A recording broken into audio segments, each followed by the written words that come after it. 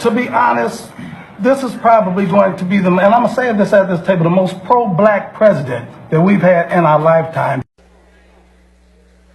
So had that asked me, I would have said, before you praise this president for being pro-black, before you praise this president for caring about ethnic communities and marginalized populations, do your homework. Well, some of y'all didn't do your homework. They didn't do their homework. So let me tell you just a little bit of research, not just him personally, but also some of his policies. Perhaps before they went and sat at this table, they should have done their homework. Because if they had done their homework, they would have known that President Trump has ramped up mass incarceration by instructing Attorney General Jeff Sessions to revitalize the war on drugs. They would have known that of the 87 picks for federal judges, 85 have been white and just one has been black and one has been Hispanic. They would have known that President Trump supported the Department of Justice engaging in unlawful voter purges, making it difficult for blacks to go and vote. They would have known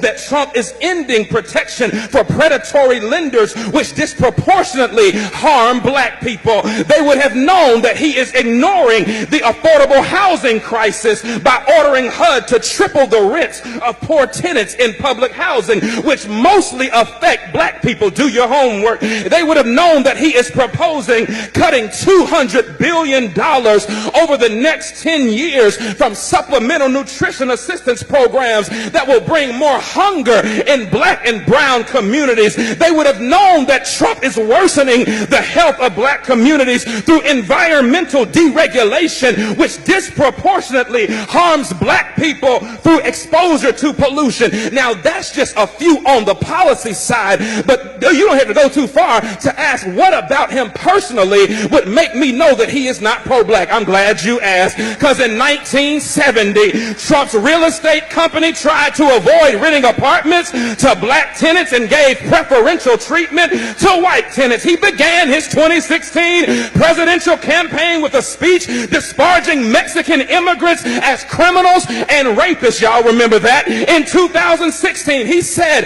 of people of color, you are living in poverty, your schools are no good, you have no jobs. Hold on, I'm a product of a HBCU and I'm a product of black school systems and black teachers. Don't you ever tell me that my black schools are...